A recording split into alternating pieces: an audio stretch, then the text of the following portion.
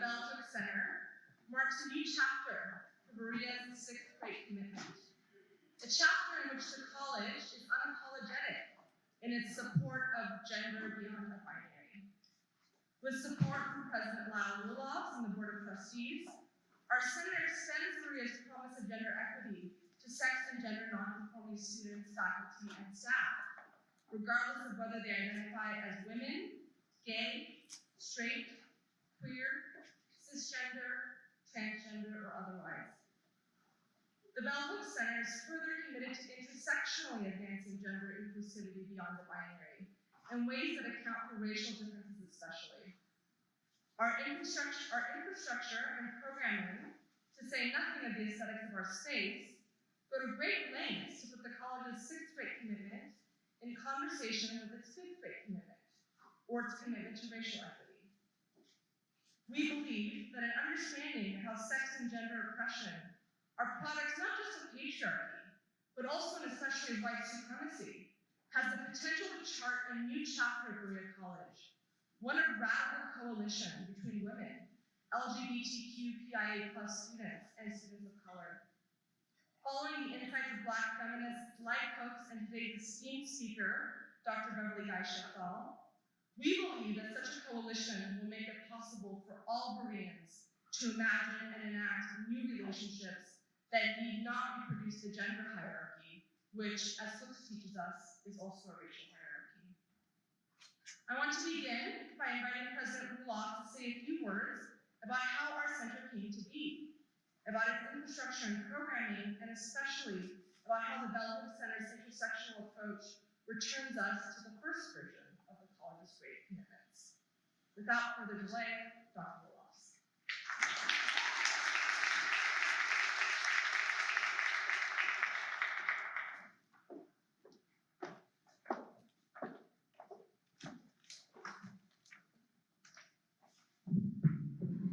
Thanks so much, Shadi, and welcome everyone to an occasion we've all been waiting for, the formal opening of Berea College's Bell Hook Center. We lost our sign again. The Bell Hook Center is the intellectual and physical space on campus where we celebrate both the amazing Bell Hooks and also our fifth and sixth grade commitments, as Shadi noted. Following Bell's inclusive vision, which is on the poster that just fell off, feminism is for everyone, this center is also the place where we welcome persons of all genders, whether conforming or non-conforming. I want to thank Dr. M. Shadi Malaklu, the inaugural director of the Bell Hook Center, for her tireless work to establish this new center as a key part of the academic infrastructure of Berea College.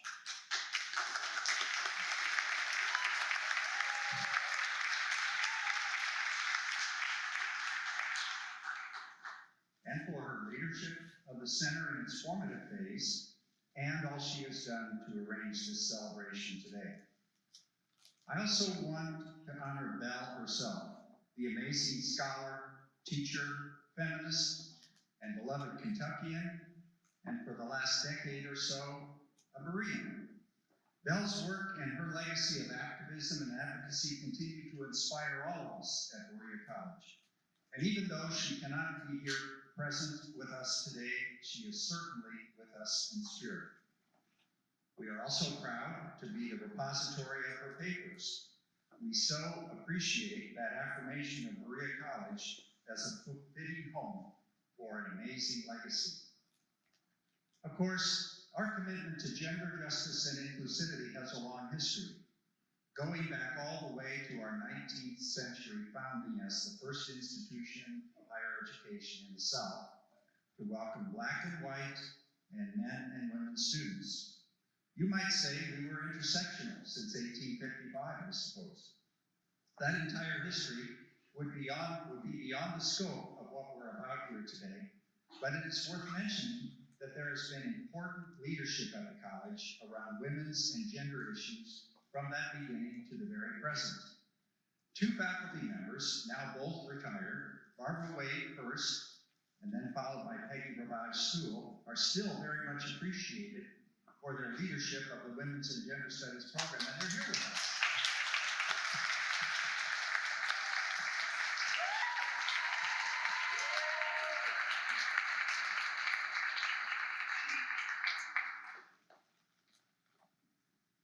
Bell Hook Center space, in fact, became the headquarters of that program a few years ago when it moved out of Gulf Stokes.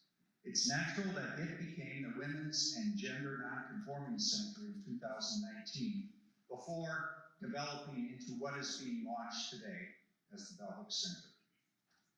This evolution constitutes a paradigm-shifting enlarging of Berea's conception of gender, gender justice, and gender inclusivity. Interest in and advocacy for that expansion itself has a considerable history here, and many Bereans, many of them present in fact today, could justly claim some of the credit for its genesis. But I want to make special mention of a group we call Great Committee Number 6 in 2014. That was the year that the whole Berea College community engaged in a deep exploration of the Great Commitments. Each Great Commitment had a Great Committee, and it was Great Committee Number 6, convened by Peggy Bravage Sewell, with Verlaine McDonald, who's also here today, and Deborah Martin serving as liaisons to the Strategic Planning Council, that first called for the expansion of the vision of the 6th Great Commitment beyond the simple binary of men and women, and for the creation of what they call in their recommendations a gender and sexuality center. And here's how they describe the mission that center should have. It would offer resources on and support for the LGBTQ, lesbian, gay, bisexual, transgender, queer community.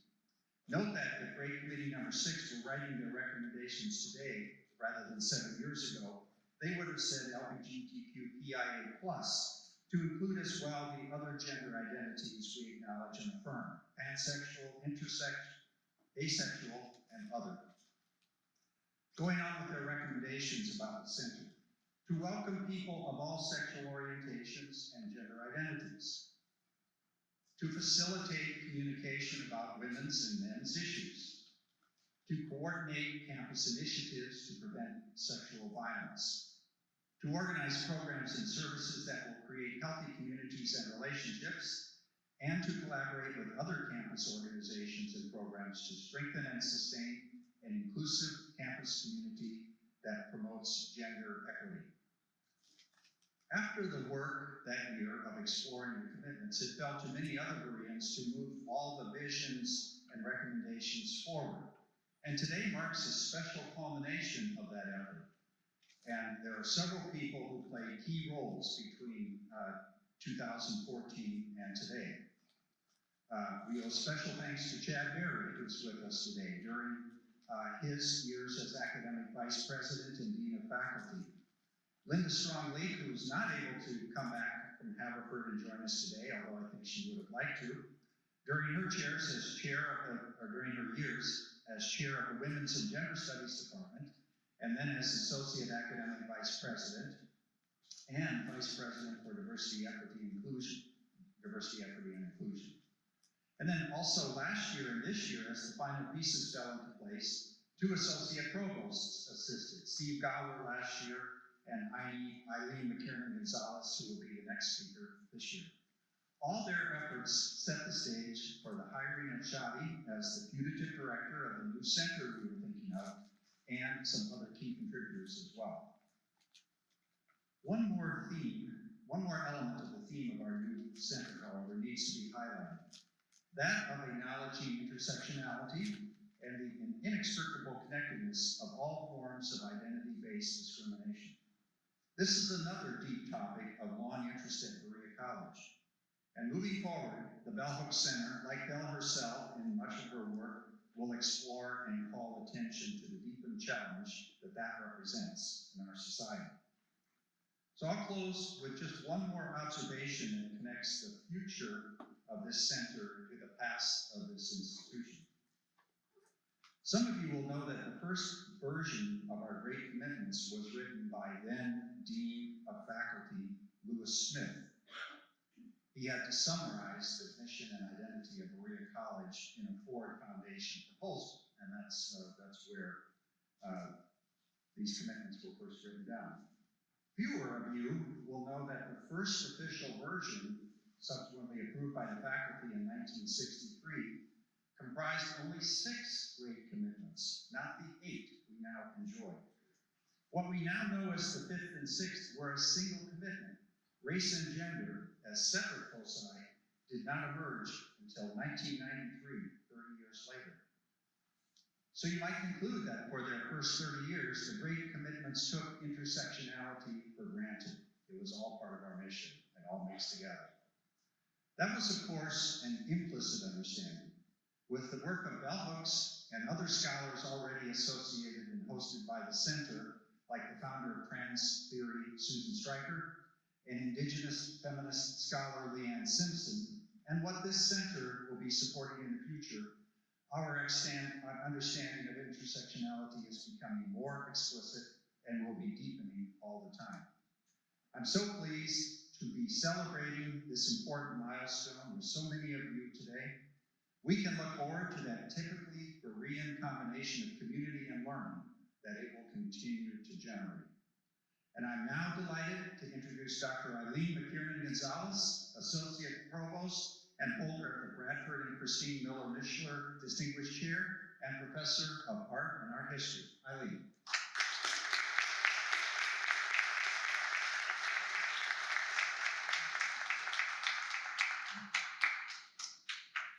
Maybe you'll stay here.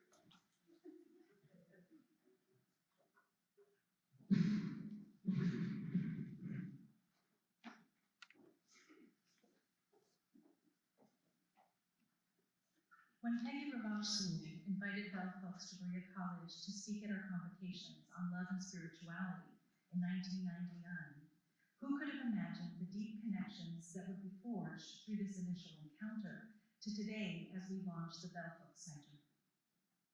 The visit became a pathway to a return to Kentucky, to roots, and a blossoming of Bell's scholarship on campus through courses, faculty workshops, colloquia, and indeed, the creation of the Bell Hooks Institute as an archive of her works, and now the Bell Hooks Center as a place for students to see safe harbor and engagement in intersectional support and activism. The approach of rigorous challenge and empathy, moving towards building Bell's beloved community here, and engaging beyond through our students as they graduate and take these ideas further. I would like to highlight 3 of what I consider foundational texts that pushed my own thinking and speak to the deep impact of Bell's work on academic circles over decades and Berea College through its varied centers and approach to intersectionality and the embrace of difference institutionally. My first encounter with Bell's work was as a college student, when my feminist brother sent me feminist theory from March to December. A student at Berea at Oberlin College, he was eager to share this challenge to the feminist community, to add race and class, not only into the fold of discussion, but to privilege the voices of Black, poor, and working women. This was also a call to men to fully engage in feminist thought as a liberatory experience for all.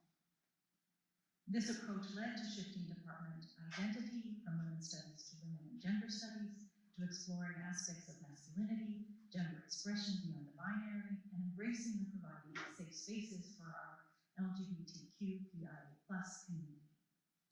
Bell calls for breaking down not only gender and racial boundaries, but her exploration of prejudice and resistance in class and educational differences is particularly salient to our present anti-intellectual media-driven world. Bell's dialogue with Paulo Freire's Pedagogy of the Oppressed followed in Teaching to Transgress.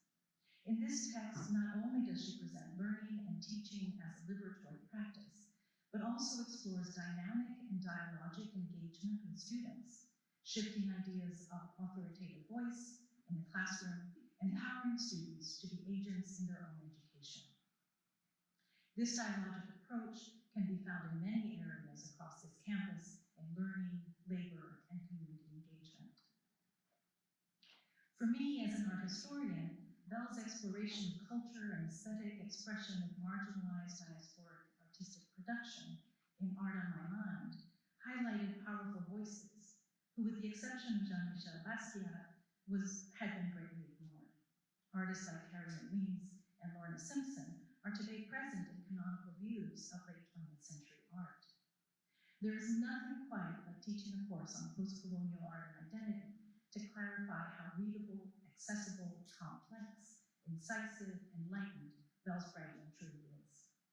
Through her work challenging institutional power, political and economic power, as well as cultural, social, and religious prejudice and institutional racism, Belle lays bare clear inequity, embraces disenfranchised voices and communities, and challenges us all to do better, to love more deeply, to engage for change. Vigilance and constant intellectual and emotional challenge of our own ideas and biases are necessary.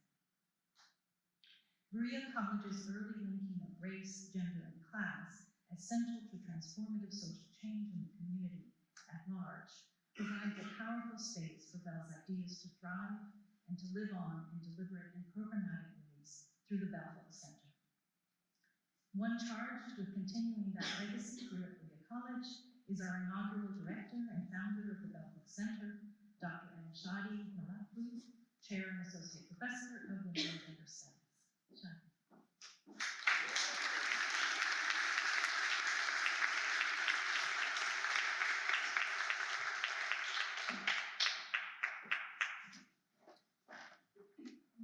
Clarify that I'm an assistant professor. But I will take it. Thank you. Thank you to Dr. Rolas and Dr. McKiernan-Gonzalez for their generous remarks about our center and about Belle's influence at Berea and beyond. I am pleased to be with you today to introduce what was just 2 years ago, a dream that former Provost and Professor of Women's and Gender Studies, Dr. Linda Strong-Leek and I were committed to making real.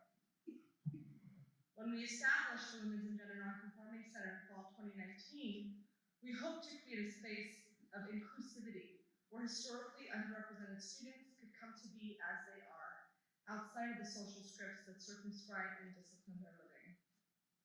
Now, as the Belle Hooks Center, we continue this work. We curate programs, collaborations, and events that affirm these students' sense of self and belonging on campus and in the world. Inspired by Hooks' teachings, the Belle Hooks Center is a space where these students can find themselves as well as each other, and in doing so, create a radical undercurrent where their many and varied expressions of difference can thrive. It bears pausing here to note that it is our inheritance as Bereans to make space for this undercurrent. A consummate critic, Hooks, like John G. Fee, advocates not for reform, but for abolition. Because we at the Belle Hooks Center also want to support abolitionist thinking and doing and notably feeling, we invite students, as well as faculty, staff, and visitors, to use our resources to agitate against the intersecting structures of power that Hooks generously describes as, quote, imperialist, white supremacist, capitalist patriarchy. Now, despite its militant connotations, abolition is not a burning down. Rather, we believe that abolition is, as Hooks, and I would argue Fee too, insist, quote, all about love. Hooks' contemporary, Black feminist poet scholar Alexis Pauline Gumbs, clarifies that abolition is not, quote, a shattering thing, not a crashing thing, not a wrecking ball event, but something that sprouts out of the wet places in our eyes, the broken places in our skin, the waiting places in our palms, the trembling holding in our mouths, something that grows with sustainable, transformative love. Hooks' feminist message, that love is the way and that abolition is the destination, therefore exemplifies the college's motto that, quote, God has made of one blood all peoples of the earth, further encouraging us to use feminism as a praxis to materialize that otherwise community. Belle's insight that there is no feminism without anti-racism implores us to think holistically about the histories that gave birth to the Great Commitments, and to agitate for a future in which Bereans work hard, together, as we have always done, in fellowship, to dismantle the intersecting structures of power that Belle warns us against, so that we can finally live into our differences instead of trying to discipline and contain them. As the meanings that we assign to sex, gender, and sexuality continue to change, and as our sex and gender identities continue to intersect with race in unwieldy and unpredictable ways, we remember, as Hooks taught us, that the oppression of one is the oppression of all. As a call to abolitionism, Bell looks as feminism is for everybody. And so is Berea College. And so is the Bell Book Center. In the absence of a student lounge or center more generally, we hope that Draper 106 can be the place where students congregate to study and make community, regardless of how they identify. We hope that you too will visit us to learn more about the college's intersectional history of gender equity, documented in a new exhibit funded by strategic initiatives. Our center honors, focuses, and feeds abolitionist visions and what Dr. Roelofs described in his remarks as Berea's original commitment to intersectionality with a new multimedia exhibit that recounts not just the white women who are so often credited with co-founding the college, but which also celebrates the first of women of color at the college, and which further details new campus initiatives that advance gender equity at Berea College beyond the binary. The exhibit, which is in 3 parts, additionally details the evolution of the Department of Women's and Gender and soon-to-be Sexuality Studies, for which we, and I especially, owe a tremendous debt of gratitude to Dr. Barbara Wade and Dr. Kendra Law School. I hope you will find upon entry to Draper 106 that their spirit of generosity and hospitality lives on at the Bell Book Center. And, significantly, the exhibit details Bell's life, works, and influences in Berea, in Appalachia, and in the world. It is our hope that by learning more about Bell, about the department, and about the college's own history of gender equity, those who visit the exhibit, whether out of conviction or curiosity, will consider the role they can play to enact the kind of abolitionism that Black feminist interventions like Bell's and Fee's demand. I would be remiss if I did not credit and thank my collaborators for their diligent research and careful curation of this exhibit. Former visiting assistant professor of English at Berea College, Dr. E.L. Greenlee, former Woodcraft assistant Natalie E. Brown, and archivist Sharon Mitchell. I am indebted to Dr. Greenlee, Natalie, and Sharon for their deep dive into the institutional and archival research that this exhibit required, during a pandemic, no less. I thank Dr. Greenlee especially for her editorial eye and electric prose.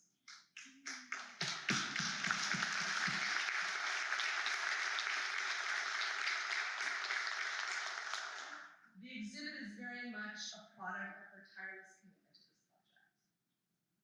I would also like to thank Strategic Initiatives for funding that made it possible for us to renovate Draper 106 with all bariatric-friendly and accessible furniture. It is precisely because of this generosity that the feminism we curate at the center really can be, quote, for everybody. The Bell Book Center is additionally made possible by a 3-year launch grant to Berea College from the Andrew W. Mellon Foundation. Through its support of the Bell Book Center, the Mellon Foundation continues its commitment to building just communities where ideas and imagination can thrive. The grant provides for inaugural positions in programming like annual Bell Book Center Symposia beginning in summer 2023. For this grant, and for his more general support of our center and programming, I am indebted to Vice President for Alumni Communications and Philanthropy, Dr. Chad Berry. Dr. Chad Berry believed in our center before anyone else did. He worked tirelessly to procure us funding from Mellon and works tirelessly still to amplify the center's reach, and I thank him.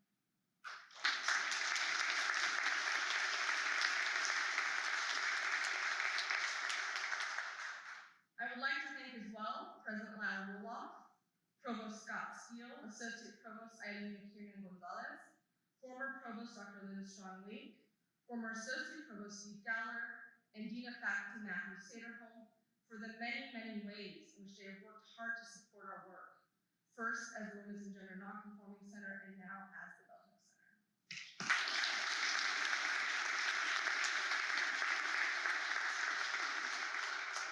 Finally, and I do mean finally, I would be remiss if I did not acknowledge the hard and arduous work of my team. Namely, my consummately generous former administrative colleague, Kimberly Saderholm, my current administrative colleague, the fearless and also consummately generous Kat Moses, and the Center's Summer and Fall 2021 Program Associates, students Hamda Mohammed, Nancy Landeros, Malaya Wright, Sabina Sabal, Rocky Garbanzo Nunez, Amber Miller, Autumn Young, and Alia Smith, for everything that they have done to make this launch a reality. Without their tireless efforts, we would not be able to celebrate together today.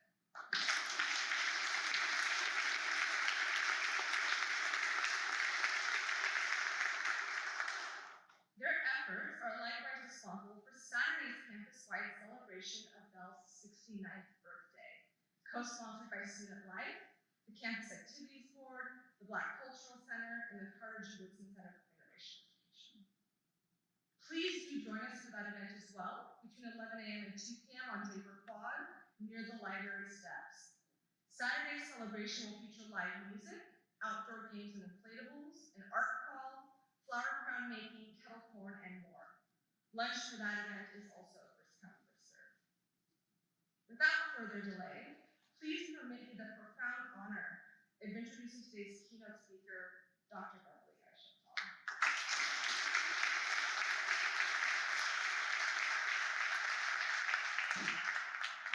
Dr. Guy-Sheftall is the founding director of the Women's Research and Resource Center and Anna Julia Cooper Professor of Women's Studies at Spelman College. She has published a number of texts noted as seminal texts in African American and women's studies, including, but not limited to, the first anthology of Black women's literature, entitled Sturdy Black Bridges, Visions of Black Women in Literature, which she co-edited. Another anthology entitled Traps, African American Men on Gender and Sexuality, also co-edited, and a co-authored book serendipitously titled Gender Talk, The Struggle for Women's Equality in African American Communities. Her most recent publication is the co-edited anthology Who Should Be First? Feminists Speak Out on the 2008 Presidential Campaign. A generous mentor to so many of us, in 1983, she became founding co-editor of Sage, a scholarly journal of Black women devoted exclusively to the experiences of women of African descent.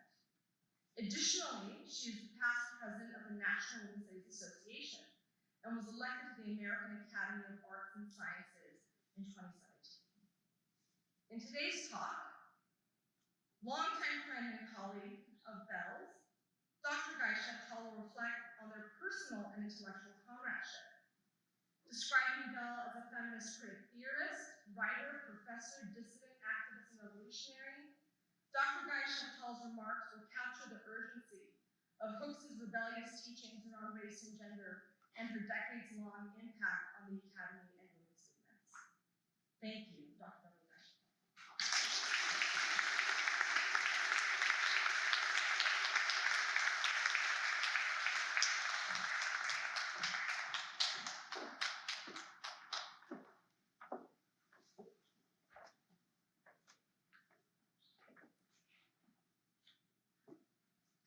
Good afternoon.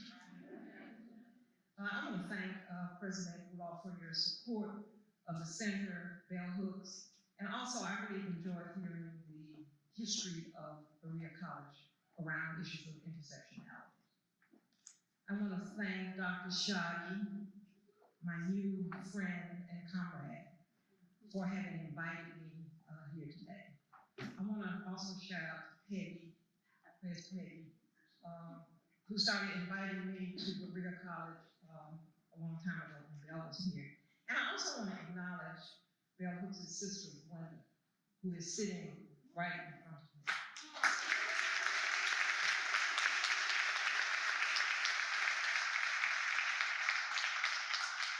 I want to begin with two quotes that fueled in many ways of what I want to say. We are actively committed to struggling against racial, sexual, heterosexual, and class oppression, and see as our particular task the development of integrated analysis and practice based upon the fact that the major systems of oppression are interlocking. The synthesis of these oppressions creates the conditions of our lives. As Black women, we see Black feminism as the logical political movement to combat the manifold and simultaneous oppressions that all women of color face.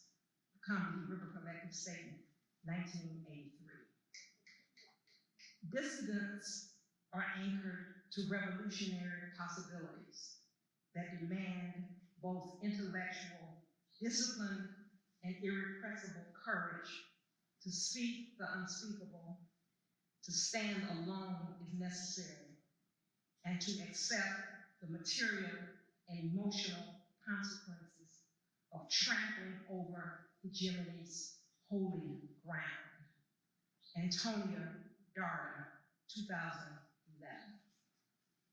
My topic for this personal political reflection, Loving Bell Hooks, was inspired by my reading of her inspirational, hopeful book, All About Love, New Visions, published in 2000, in which she quotes from Thomas Merton. Love is our true destiny. We do not find the meaning of life by ourselves alone. We find it with another. Today, we witness Berea College's love for bell hooks as we celebrate the Bell Hook Center and bear witness to the truth of her words. Love redeems. Despite all the lovelessness that surrounds us, nothing has been able to block our longing for love, the intensity of our yearning. The understanding that love redeems appears to be a resilient aspect of the heart's knowledge. The healing power of redemptive love lures us and calls us toward the possibility of healing. Like all great mysteries, we are all mysteriously called to love, no matter the conditions of our lives, the degree of our depravity or despair. The persistence of this call gives us reason to hope. Without hope, we cannot return to love. It is a practice of positive thinking. Being positive, living in a permanent state of hopelessness, renews the spirit, renewing our faith in love's promise. Hope is our covenant.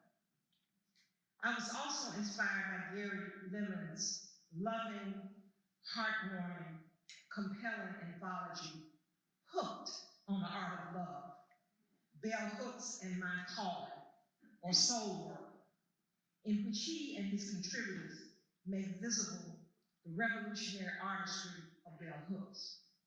Listen to Professor Gary.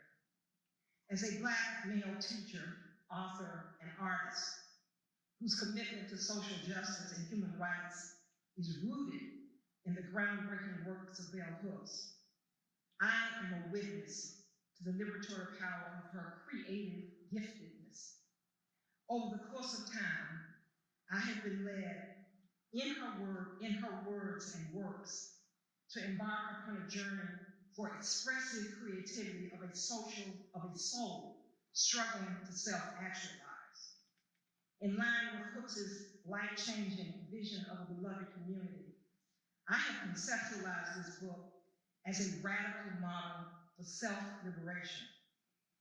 Thus, in loving communion with bell hooks, together, the contributors and I actively labor toward re-envisioning the world we must make if we are to be one with the planet, one healing, heart-giving, and sustaining life. Love is our hope and our salvation.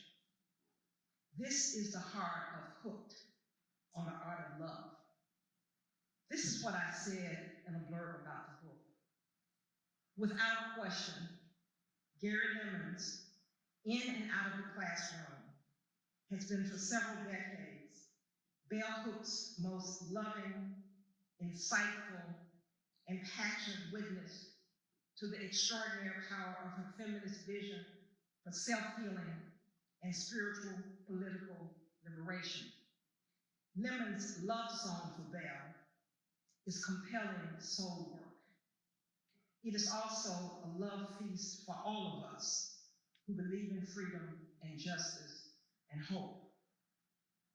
I am reminded while rereading Joy James's provocative essay collection, Seeking the Beloved Community, a feminist race theory reader, of Antonio Darden's riveting anthology, A Dissident Voice, Essays in Culture, Pedagogy, and Power, which I quoted from at the beginning of the talk. Educators, scholars, theorists, activists, feminists, dissidents, such as bell hooks, emerge from marginalized, racialized communities in the US.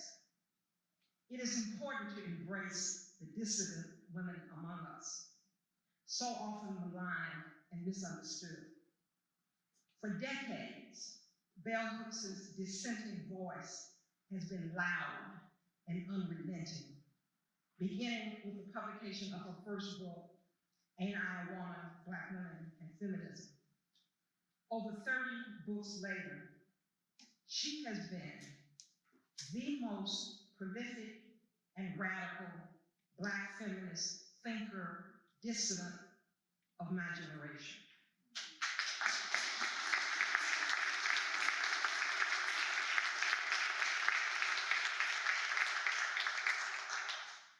Like dissident Angela Davis and the architects of the Common River Collective document quoted earlier, bell hooks emerges from a robust African-American left tradition, which is anti-capitalist, anti-imperialist, and passionately critical of white supremacist patriarchy. She has been perhaps the most vocal Black feminist voice with respect to the ravages of white supremacist patriarchy and toxic masculinity. Hook's work has been pioneering as well in its careful attention to popular culture. In fact, without Hook's work, it would be difficult to imagine the visionary genius of contemporary Black women intellectuals, since African-American intellectual political history has mostly privileged male figures, such as people like Cornel West, Skip Gates, Michael Eric Dyson, and I could name many more.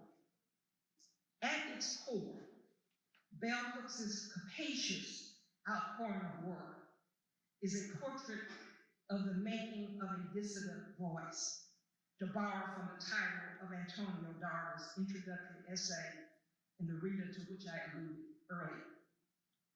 What we most desperately need right now, in a world that fears and silences opposition, or worse, are revolutionaries, dissidents, who speak truth to power and beckon us to stand with them in solidarity. What I want to describe now, because I want to put bell hooks in a broader context, is the particular set of circumstances that illuminate my now 40-year friendship, comradeship, and I really still call bell hooks glory with glory. This narrative also provides a portrait of the evolution of contemporary Black feminism, the contours of which are still largely absent from retrospectives on academic feminism and the contemporary women's movement in the US. My earliest memories of myself revolve around being a contemplative, introspective, curious, shy, questioning young girl who was happiest when she was reading, thinking, and alone. Bell has a similar attachment to books and a similar kind of childhood memory. Though I grew up in the Jane Crow South of Memphis, Tennessee, for the Black women with whom I came in contact were public school teachers, organists, social workers, church women, a few college professors, working housewives. I imagined myself, because of my voracious reading habits, mainly Russian dancers, growing up to be a ballerina, an adventurer, a free spirit, though I am sure I did not know what that meant. When I came to Spelman College in 1962, as a 16-year-old, what was most on my mind was what it meant to be away from my sheltered home for the first time, and how I might begin my journey into womanhood. What excited me the most was how I might deepen my intellectual self, how I might become smart, a better thinker, a better writer, more sophisticated. I was quick to learn how difficult this would be, given the content of the curriculum at Spelman at the time, and this would have been almost everywhere. There was a very rigid, Eurocentric, phallocentric general education menu that had very little to do with who I was as an African-American woman.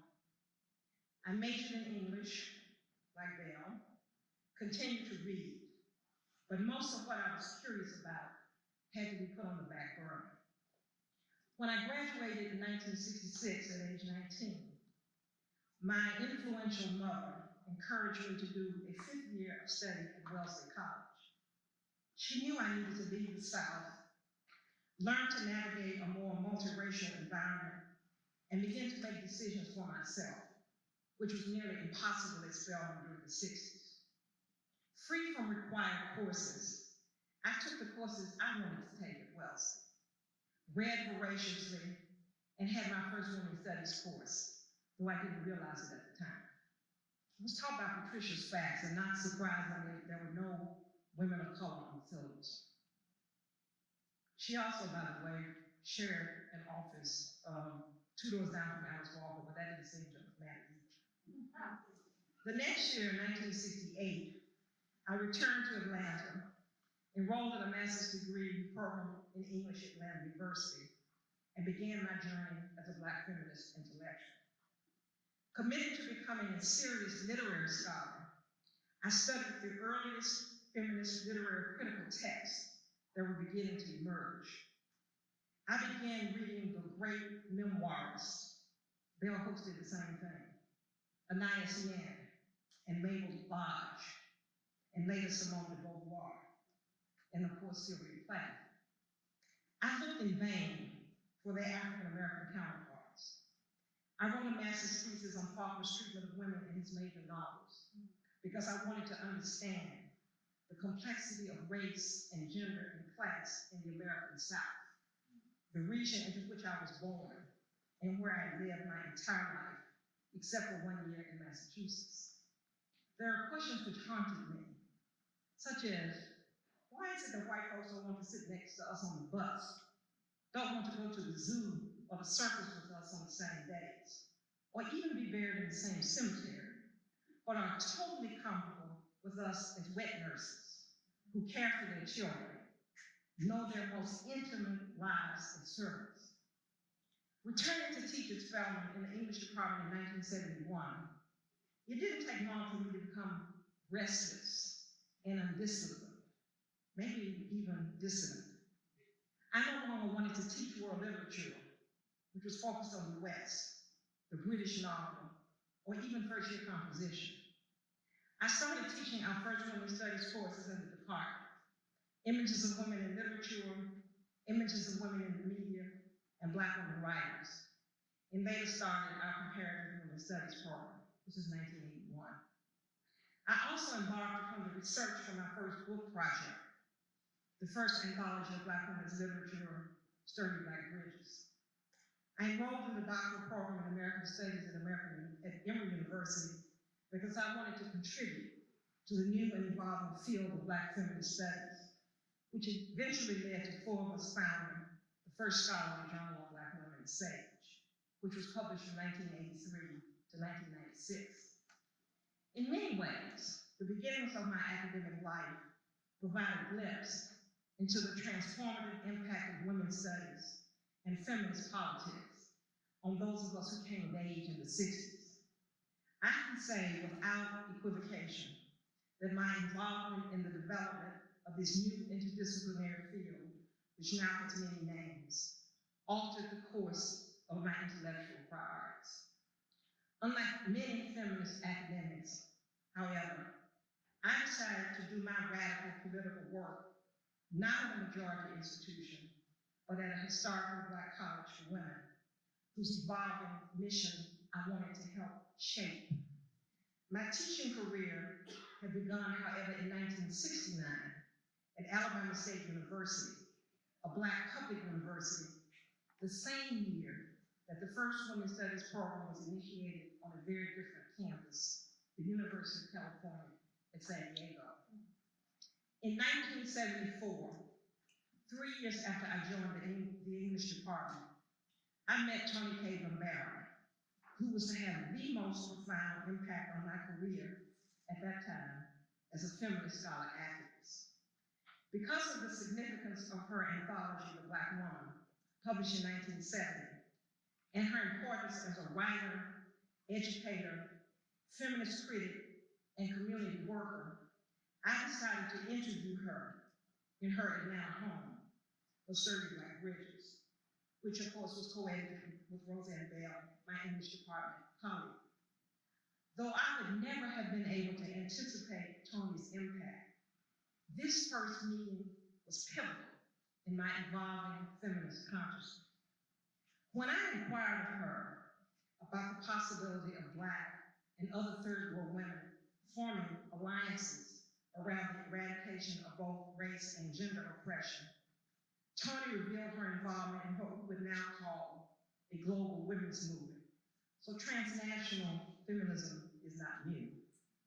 A year later, in 1975, Toni would travel to North Vietnam, having been invited by their women's union, with a delegation called, this is my most favorite delegation names, the North American Academic Marxist-Leninist Anti-Imperialist Feminist Women. This is 1975. Toni believed, that feminist movements should not be narrowly focused on the evils of patriarchy, but rather on eliminating all oppressions, including that experienced by the colonized third world and poor people in the United States. She also bemoaned a missed moment in the early 1960s when what she called a national Black women's movement could have been more multicultural and more multi-ethnic if African American women had joined Puerto Rican women and Chicanas in their struggles for liberation. When I asked her, rather naively, whether it was a dilemma for her to be both a feminist and a warrior in the race struggle, which for some Black women and men then was an oxymoron, she asserted unequivocally, looked me straight in the eye, I don't find any basic contradiction or any tension between being a feminist, being a Pan-Africanist, being a Black nationalist, being an internationalist, being a socialist, and being a woman in North America. This was precisely the message many of us young Black feminists, including Bell Hooks, needed as we found ourselves increasingly under suspicion with respect to our race loyalty. Over the years, I had become extremely frustrated about the failure of women's studies to take seriously the feminist theorizing in which African American women had been engaged since the 19th century. I was also really tired of refuting the case within African American communities that Black women were uninterested in feminism or simply responding to the racism of white women when they engaged or when we engaged in gender discourse.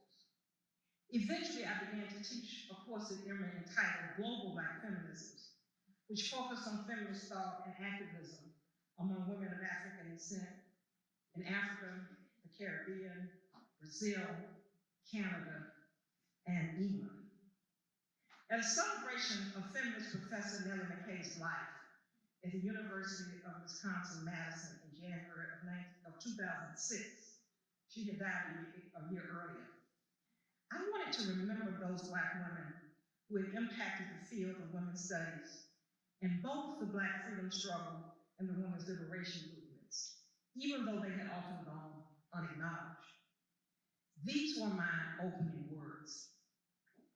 In those early years, 1970s and 1980s, we were a very small band of renegade Black women, scholars, activists, writers, determined to chart a new course within the academy and beyond.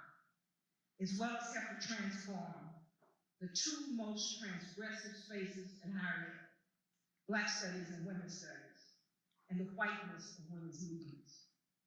I'm speaking of, and I wanted to call their names, Angela Davis, Nellie McKay, Barbara Smith, Barbara Christian, Mary Helen Washington, Hortense Spillers, Gloria Hull, Bell Hooks, yes, Bell Hooks, Michelle Wallace, Toni K. Bambara, Alice Walker, who taught the first Black women writers course in the academy at Wellesley College, Patricia Bell Scott.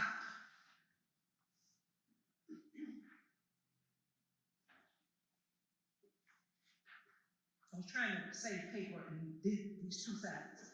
Patricia Bell Scott, Frances Smith Foster, Paula Giddings, and many others.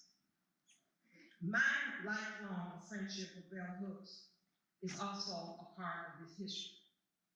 It actually began in 1981 at the infamous Storrs, Connecticut 3rd Annual National Women's Studies Association Conference, whose theme was Women Respond to Racism, during which Audre Lorde delivered her now much anthologized speech.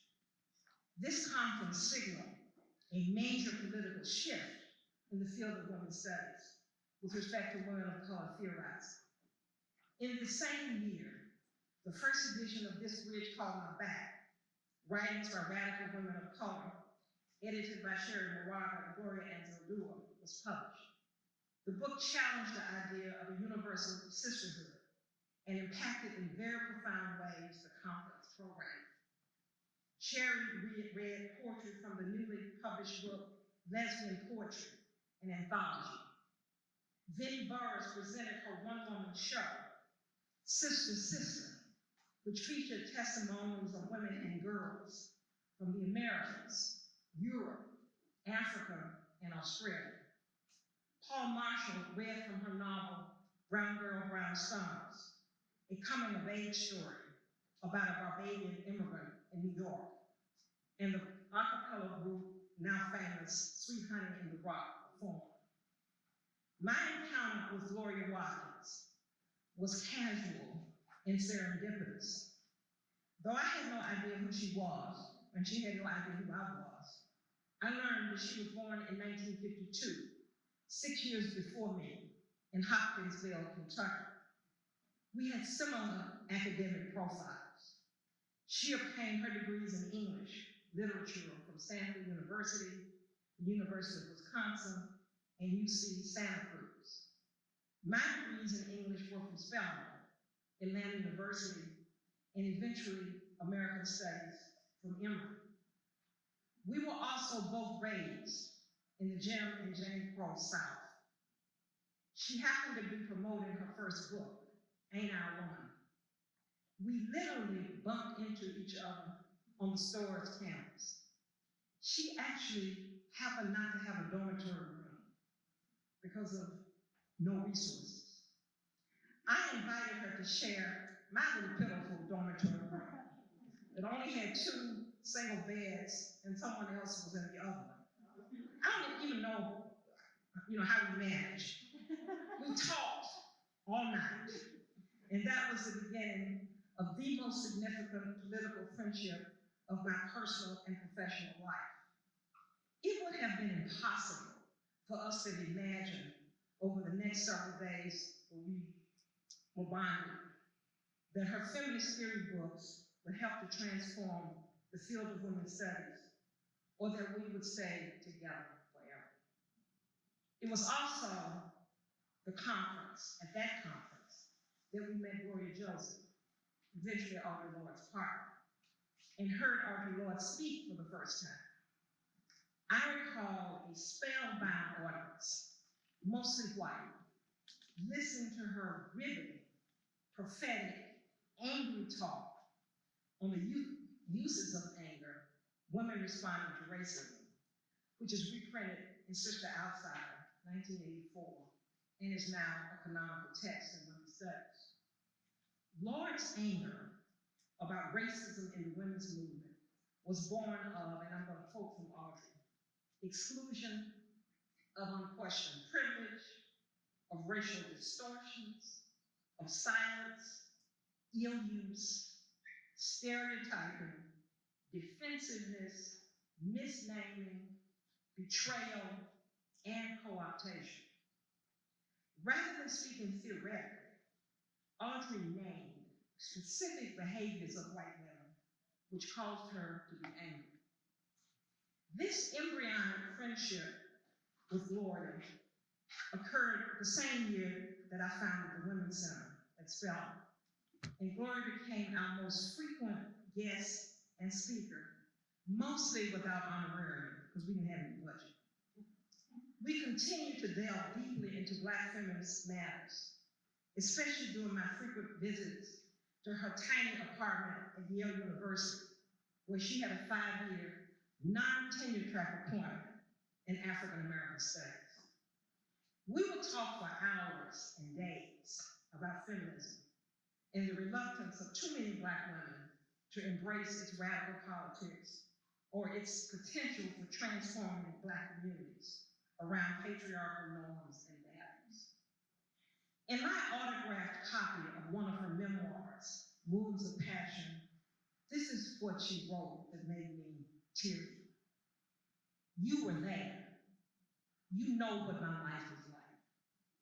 And that inscription in 1997 persuaded me to one day find the courage to write about my own life and the lives of other Black women who had shaped the development of feminist theory as well as the presumably white women's movement.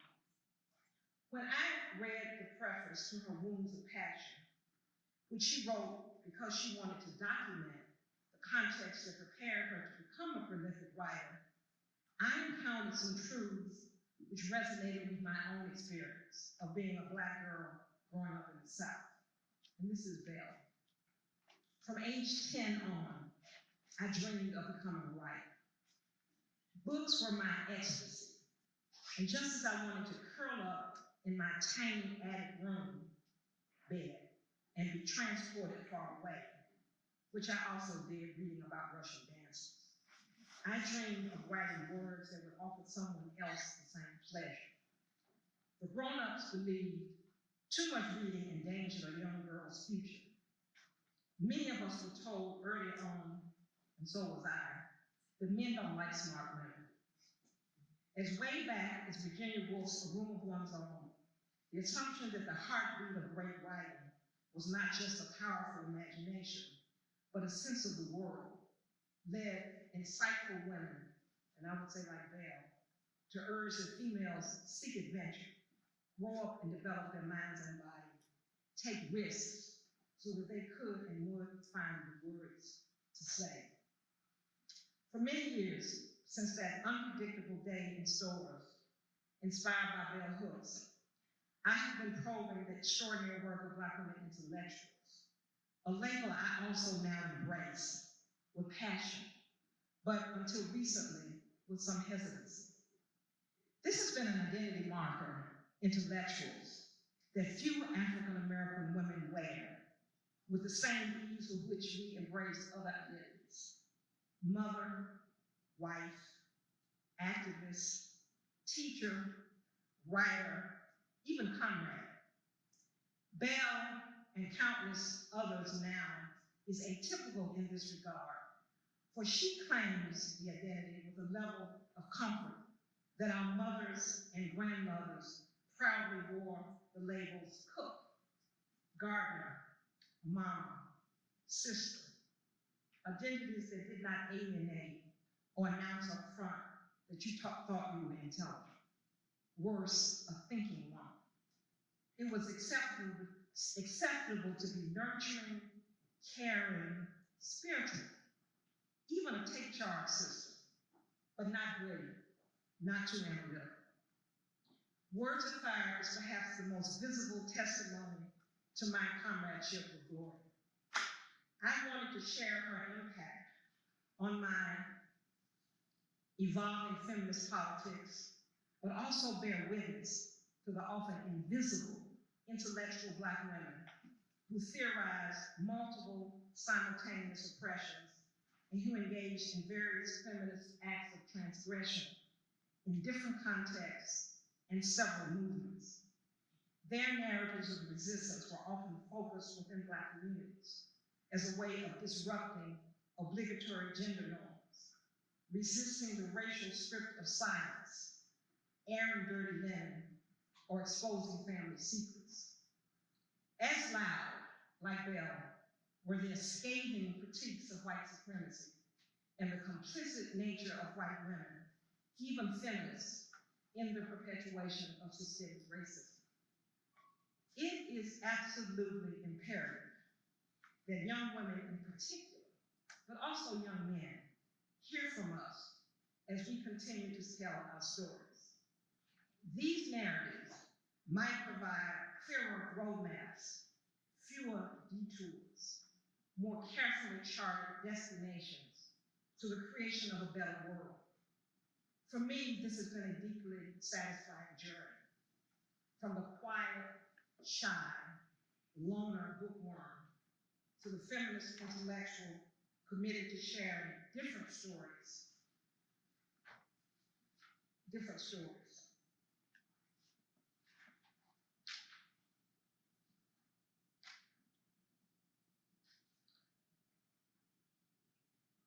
Moving toward closure, Bell's discourse on patriarchy, and I want to quote it, it's one of my favorite quotes.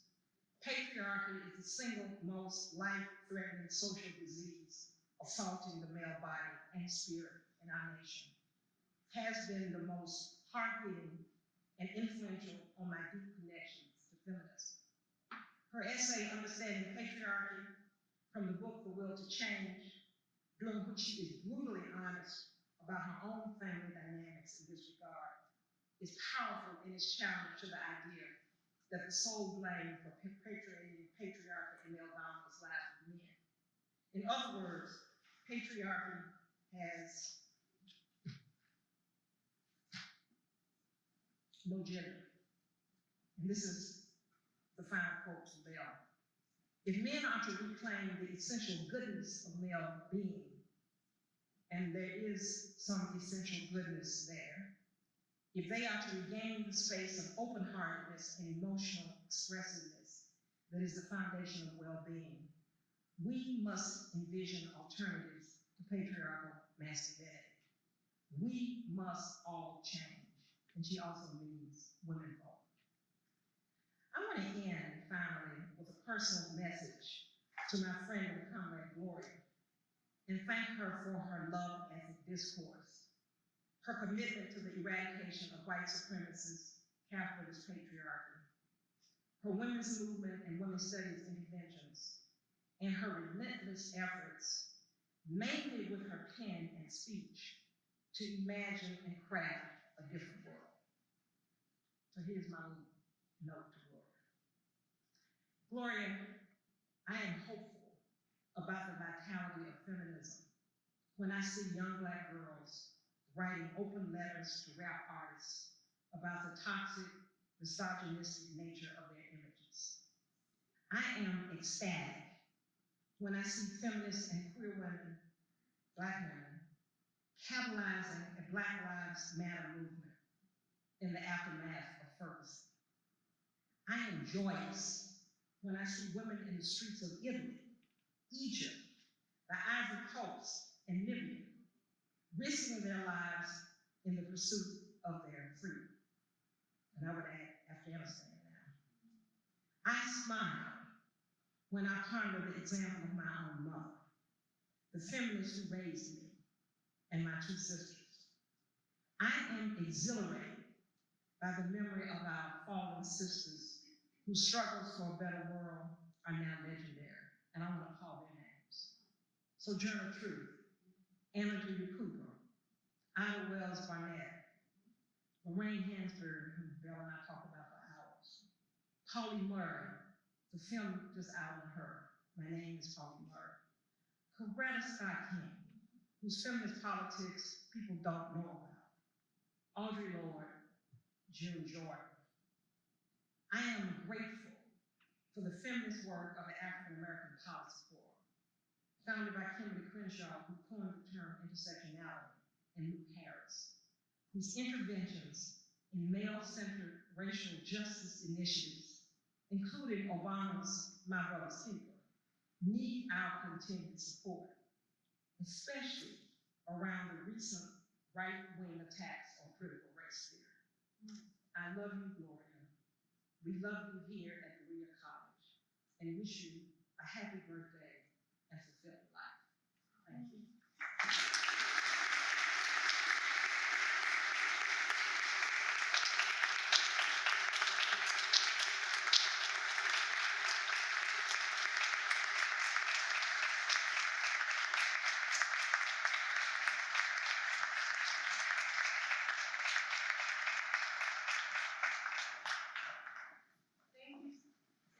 Thank you so much, Dr. Guy-Sheftall, for leading us down that history of dissident Black feminism and Belle's really influential, informative presence in that genealogy. I want to take a moment and invite all of you to ask questions, give comments, make connections between what Dr. Guy-Sheftall has helped us think about in your own lives at Berea College. Thank you, Charlie. You have to visit this new space. I was calm yesterday, but I don't know that I was overwhelmed by its aesthetics, its beauty, and the way it captured and it gave me some ideas. I'm gonna go back to Spelman and try to make a case for why we need to do the same thing. And I may call the new president. Let me say, this was not an easy talk to give. So I just want to say that this is the first time I have publicly spoken about Belle in those ways, but I was glad to do it here. And I'm kind of sort of glad she wasn't in the way. Because I don't know if I would have been able to do it.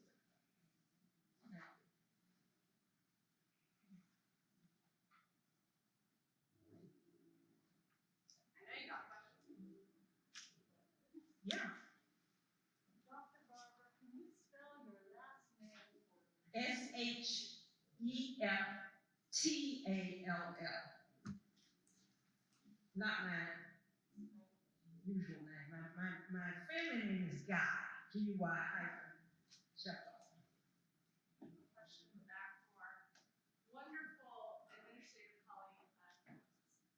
I wanted to know if you could give those of us who are still working in the struggle, how you remain so vibrant and joyous when it can be somewhat dark and depressing more days than not.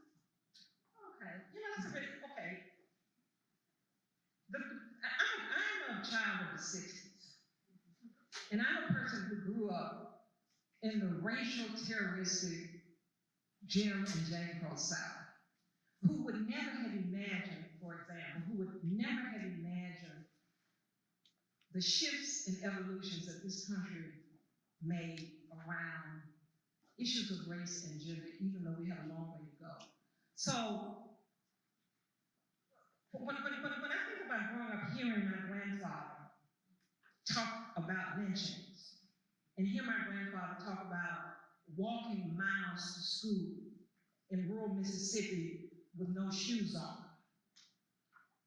what that says to me is that it is possible for radical change to occur, even in white supremacist, capitalist, patriarchal U.S. And so, what I know for sure, if I can borrow from Oprah, which I rarely do, what I know for sure is depressed, stressed out people cannot continue to fuel radical social change. So what does that mean? That means that you have to remain hopeful. You have to remain loving.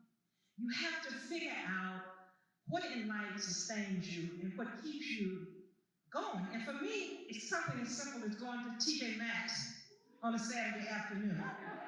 Okay? Talking on the telephone with my girlfriends, eating fried catfish when I shouldn't be eating fried catfish. So you have to find what brings you joy. And you have to wallow in that. And that's what I do. The other thing is, and this is why I quoted from Thomas More, you can't do this alone. I am in all kinds of collectives. I'm in all kinds of spaces with like-minded and sometimes not like-minded comrades. And I also try what you really have to do, and I've said this to Shadi, you have to avoid a lot of stress. So you have to get people and things out of your life that bring you down. And sometimes that's family. Okay? So what I'm saying is I remain hopeful and joyful because I have crafted a life in which I feel like I am not going to leave this planet the way I found it. And I know that I can't do that if I am beat down. And I can tell you this, if I haven't gotten beat down in the last 4 years, with what we see is happening in the US, I mean, if I'm not beat down by this horrendous evil attack on critical race theory, if that doesn't beat me down, you know what I say? Like my African feminist friend reminds me, what can I do today that will be more radical than what I did yesterday? So that's what we can't, you can't let them beat us. And so every day I wake up with a smile and I say, what can I do today at Spelman College even? What can I do today at Spelman? What can I do in Atlanta? What can I do in the women's movement? What can I do in women's studies that will keep this vision of a new world going? And I think that that's what you have to do, because I would say that forces are aligned against dissidents now, because they want us to do what? They want us to shut down and just say, so you just have to, you just have to do it. And you have to find joy in your life, and it can be something very, very simple. So I don't know if that's helpful. And friendships are what have sustained me in life. Friendships. And so that's what I would say. Somebody else answer that. Peggy, answer that question. Because you're still hopeful. So answer that. I would just say ditto. Okay, say what you're doing right now. What you share with me. Well, so something that brings me joy in my life right now, after my beloved Berea college years, is that I took my women's studies, I took my Spanish, thanks to Berea College. I got to travel all over the world with students, especially in Latin America. And I took my brains and I took a comprehensive legal immigration course during COVID, passed the test, and now I'm working in immigration law with people seeking asylum, people getting VAWA, all the kinds of things that happen to women in particular, trying to cross the border from horrible situations mainly created by our beloved country, and trying to seek a moment of dignity in this country. And so just the opportunity, I'm very small potatoes, it's okay, I'm and I'm just there with a bunch of other people, I'm the newbie, and yet I have this opportunity to channel people's narratives into asylum applications in the United States that will bring them a life that's productive in the life for their children. And that's what gives me joy.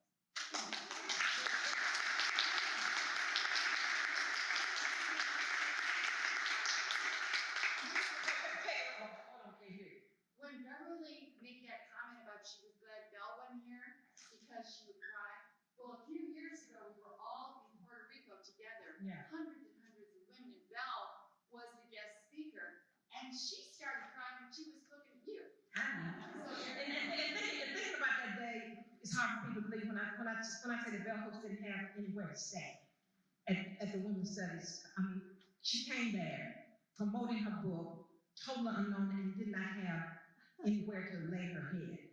And I said, come into my pitiful little dorm room. So yeah. So thanks for that question. So are you joyful? Are you asking me? Yes. Oh, absolutely. Okay. Absolutely. But I know that all of us, all of us have our joy tainted by what's happening in our everyday lives as well, what's happening in this country and across the globe. So I think it's important to remind us that even to have joy as an act of resistance. Yes. To maintain hope as an act of resistance outside of our very deliberate activism. Yes. Thank you. You're welcome. You know, I'll just say this because, you know, my students think I'm their mother. I mean, I'm 75 years old. And I bumped into a guy that I was in, we were 4, 5, and 6. What is that, preschool? 4, 5, and 6. Yeah, we were 4, 5, and 6 years old. And he came to my house and I came to school. You know what he said to me? He said, you're the same, what did he say? You're the same upbeat, resilient little girl that you were. And you know, that's amazing. I said, you know, that's true. I am that little girl. I mean, I'm more political. But it was interesting to me that when he saw me, you know, running around despite my age, like he said, you're that same little girl that was so not happy, but resilient and determined and in your face and dissident. He didn't use that word, but dissident. And so we can remain that way until the end. And it's just a choice you make. I'm gonna do something. One day I want you to stand up and just say something about your sister.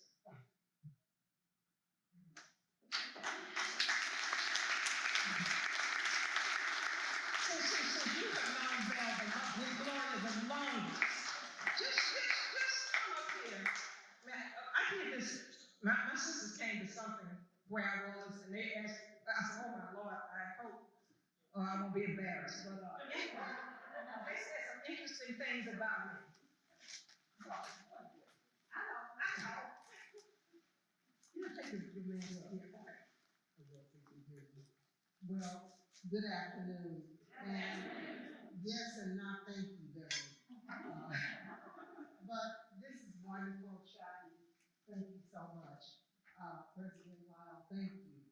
I wish and am glad, like Beverly, that Gloria, as I call her, was not here. But just to tell you just a tiny bit and not prolong this. Belle is 3 years older than me. And so I taught reading in my career. And I would take her book in and so I would tell the kids, they said, do you know this person? And I said, well, yes, I knew her quite well. I lived with her for 13 years until she went away to college. And so the kids would be like, she your mother? And I said, well, no, even if she acts like it, no, she's not. But we shared a room as we were growing up, a bedroom, not a bed, but a bedroom. And she would always keep the light on, and we would yell down to our parents, make Gloria turn the light off, because she was always reading. Even then, she was a reader, thinker, always. And I said this when she opened the Bell Hooks Institute, that our parents are probably looking down and saying, see what happens when you keep the light on? But thank you so much. She would be very excited and happy about it all. I wish she could have been here. And so I'm happy that I could have. I now live in our home place. And so I'm only 4 hours away now. Thank you.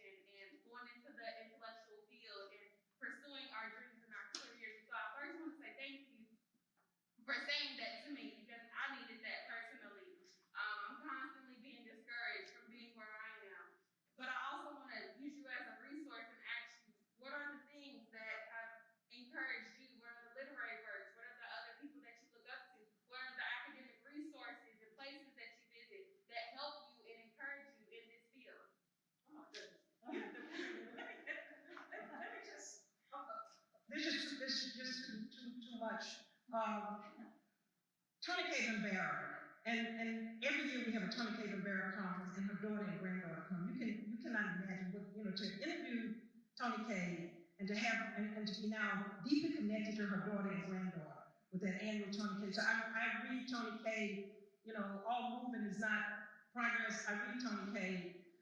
Let me just say a couple of other things that I think would be important. It's very important. My feminism is very global. So I, on a regular basis, go to Pueblos in New Mexico because I'm very interested in indigenous women's knowledge. More recently, I am very involved in pro-Palestinian solidarity work.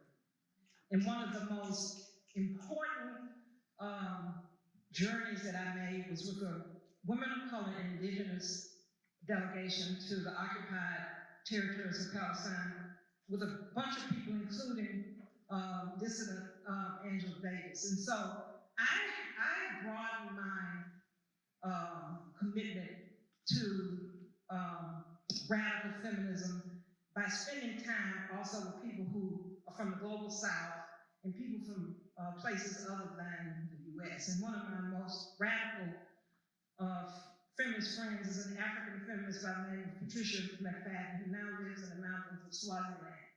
And she and I communicate on a regular basis about all kinds of things. So what I think we should broaden our access to knowledges that women who are not from the U.S. Have. And so that's why I spend time with Palestinian women, indigenous women, African women who live, in particular kinds of circumstances, because I want to practice what I preach. And so when hearing Tony K. talk about going to North Vietnam with the Women's Union in 1975, that just, and saying to African American women, our movement is too narrow. It has to go beyond us. It was very impactful. So that's what I would say. But email me, Guy-Sheftall at AOL. And so right now, that's what I'm doing. And of course, I still connect with all of my radical African American sisters. People like Barbara Ramsey. We're always strategizing. Black Radical Congress has shut down, but we're still doing Black Radical Congress work. And I still work with Kimberly Crenshaw knows, even though I'm not on the board anymore, of African American Policy Forum. We are strategizing about how to deal with this right-wing attack on critical race theory. So all of that I still do, and I still make lots of trouble at Spelman College. Even though I've been there for 50 years. I'm in a trouble-making mode right now, and not with administration, but with our doctoral faculty, who will not step up and do what we need to do around what's happening on campus to our students. And they're not happy about that, because they're accustomed to me not fighting them, but fighting somebody else. So that's always troublemaking, as John Lewis said, good troublemaking, wherever you find it. Okay, so that's what I'm doing.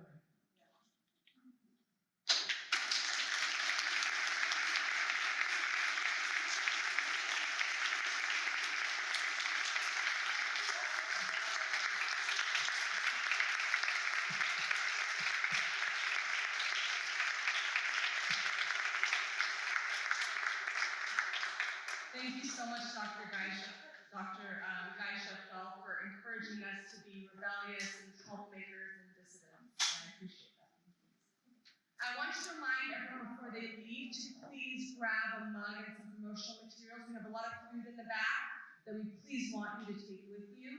And we really do encourage you to please come out Saturday on the quad near the library steps to have a really joyous celebration of Bella's birthday. And we hope to see you all on January 1 and 6. Thank you so much.